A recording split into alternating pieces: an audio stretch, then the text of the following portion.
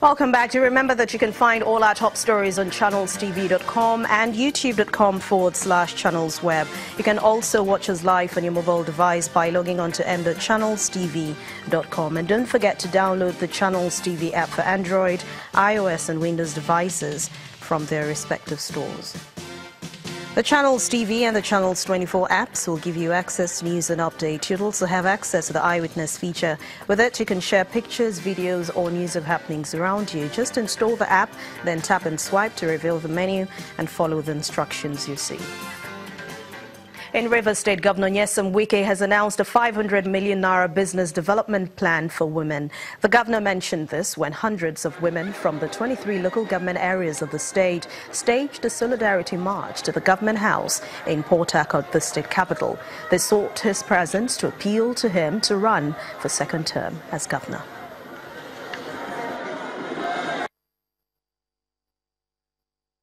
Let me use the opportunity because I told the chairman of a microfinance bank that, look, at the last stage, we will no longer do it for everybody, it will be for our women.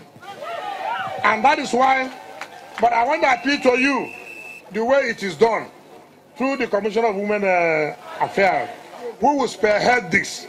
But I want it to be done very well. One thing I don't like, and I continue to say it, that when I see people who are willing to help themselves, I'm always there to support.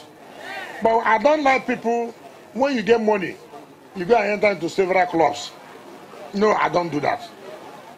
I like people, if you have 1 naira, put it to something that can create another 1 naira. So I would direct the Commissioner of Women Affairs, and I don't want sentiment. Whether you are APCO, whether you are PDP, they are Rivers women. Because Rivers State does not only belong to PDP, it belongs to every Rivers person. So we will, through our microfinance, release for the empowerment of women the sum of 500 million naira.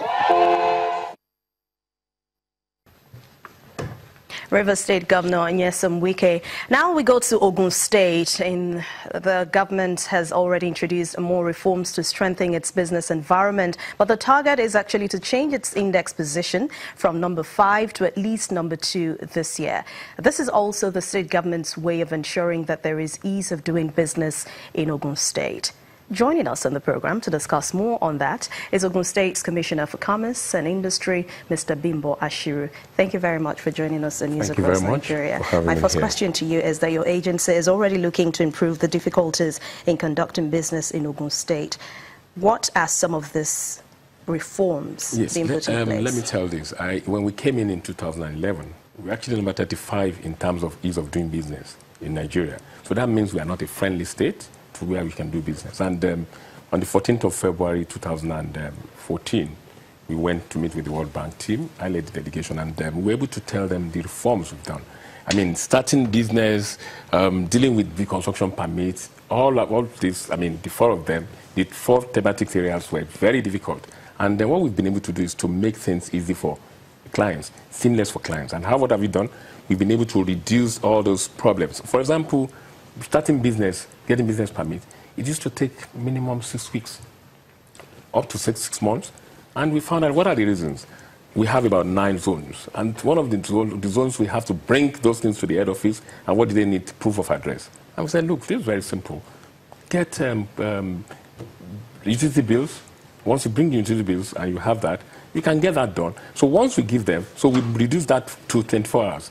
And it was a case study for World Bank, and we were actually commended for that. And that's one of the reasons why we moved from number 35 to one of the best 5 in the country. Then construction permit, now it ranges from, if you are getting a special permit or simple permit, ranges from between 2 weeks and then 3 weeks. So what we've been able to do is to reduce those. And at the same time, we introduced the one-stop shop. So the one-stop shop is just like having a relationship manager in the bank. So you have somebody you can talk to, somebody you can deal with directly with in government. So it has really helped to reduce all those areas. And recently, about a month ago, the World Bank and Dawn Commission, they came to Ogun State to find out how we've been able to to share the success story with them. And we've been able to tell them all those things we've been able to reduce. And some of these things we've been able to reduce them to the barest minimum. At the same time, we're going to set up another one-stop shop that will involve all the federal government MDAs, which is going to be launched by the Vice President very soon.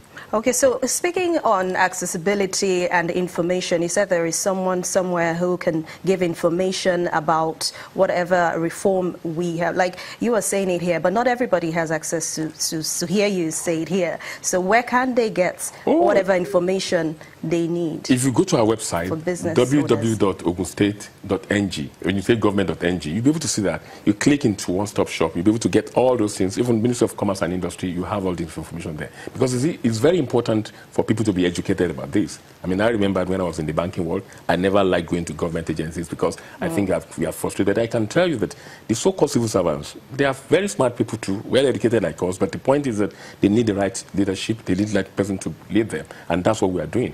And what we're trying to do in Ogun State is that we're setting the standard whereby even after we have long gone, whoever is there will be able to meet the Ogun standard, and those are the things we are working on.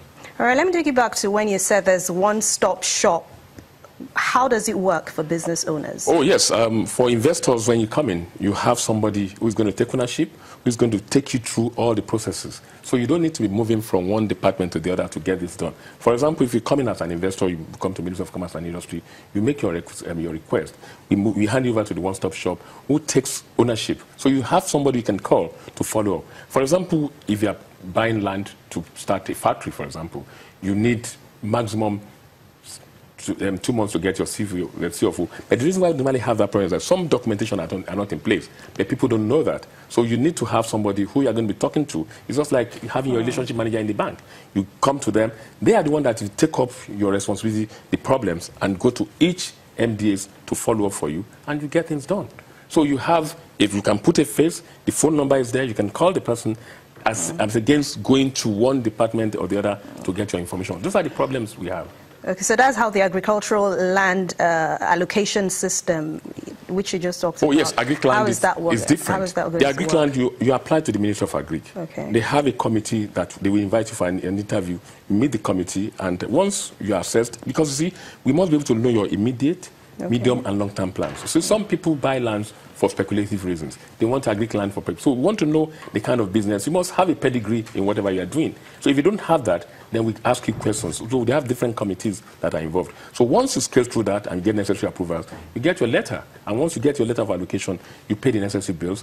Then you pay the crop enumeration, because don't forget that some of the land, some people were the owners of those land, the community that owns those land. You need to pay them. And once you pay them and you do the necessary, then you move in and start doing your business. There has to be agri business on the land. Oh, we have agri land. Agri land is different from business land. Yes, okay. Agri land is more of a long lease because it's still government land. You pay annually for pay 5,000 naira for about per hectare. So you can imagine that. But for your government land, it belongs to you. You have your CFO. It's your personal property for life. So it's your own. You just pay the necessary bills. You need to pay. Okay, but quickly, how will business owners, some of them, receive funding from the ministry? That is Bank of Industry loans. Okay. That's a different one. For SMEs, to drive SMEs, to help SMEs, because we found out that to create wealth, to create jobs, not everybody will do banking. Not everybody will become doctor or lawyer. So what we try to do is to ensure that we give them these funds to do that. And I'm happy to tell you that over 1,021 individuals have benefited. It has created over 200,000 direct and indirect jobs. And it's a single-digit rate, which is 7%. Thank you very much. Ogun State Commissioner for Commerce and Industry, Mr. Bimbo Ashiru. Thank you for your time on News Across Nigeria. And in just a moment, when we return, we'll be finding out what teachers in Kaduna State are up to. Stay with us.